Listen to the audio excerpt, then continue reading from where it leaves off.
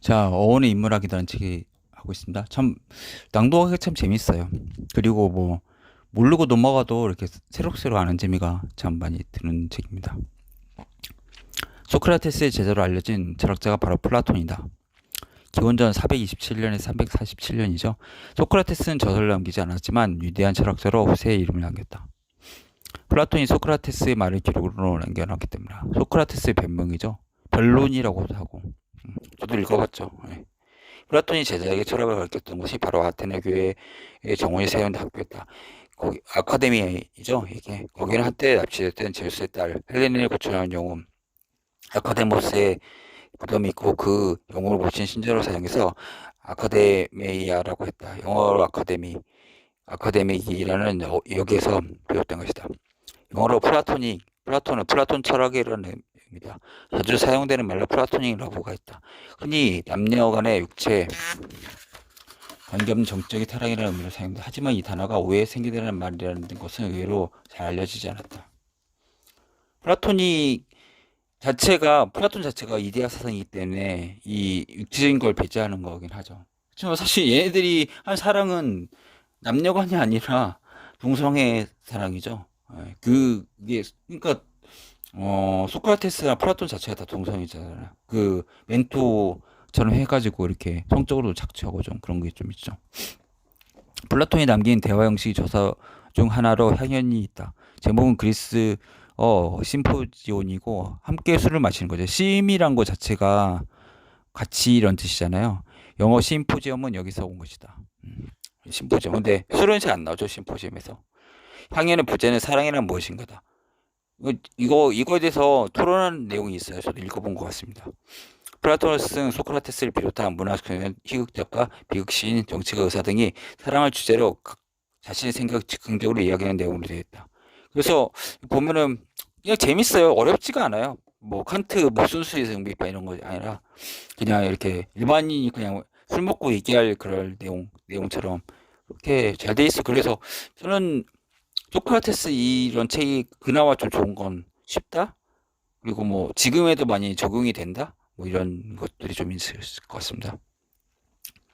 약간 유치할 수도 있는데 그냥 이게 토대가 되고 기본이 되니까 먼저 먼저 말한 어, 문학 청년은 신화와 문학 작품을 이용하면서 거침없이 사랑의 신 에로스를 찬양한다. 다음 발한 자는 육체적인 애욕에 탐닉한 세속적인 사랑이 아니라 지적인 남성이 소녀를 사랑하는 것이야말로 신성한 천상의 사랑이라고 말한다.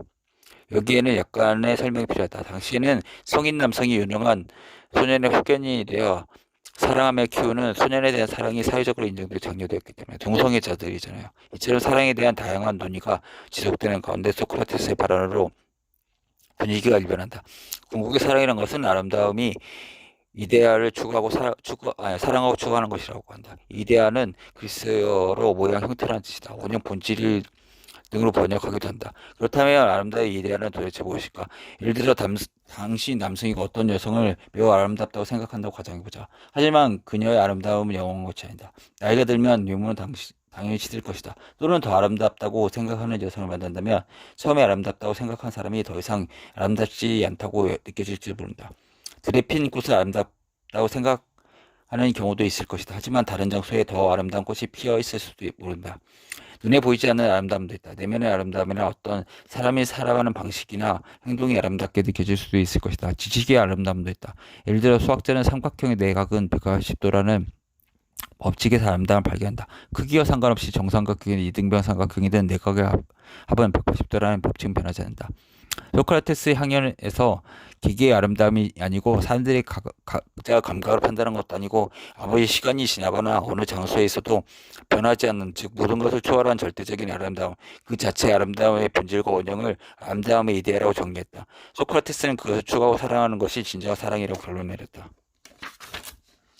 이것이 현재 같은 의미로 바뀐 것은 15세기 르네상스 시기였다.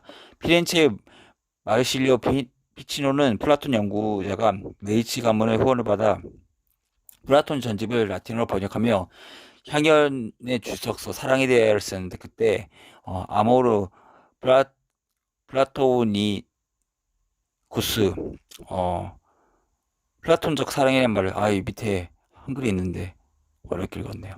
그것이 17세기 초에 기독교인의 사랑의 개념이 아가페와 융합되어 남녀 간의 성적 관계가 없는 정치적인 사랑으로 해석된 것이다. 이 순결한 남녀 관계는 발성은 항해에서 전혀 나오지 않는다. 이쯤 되면 아름다움의 이데아는 상당히 동떨어진 말이 든 셈이다.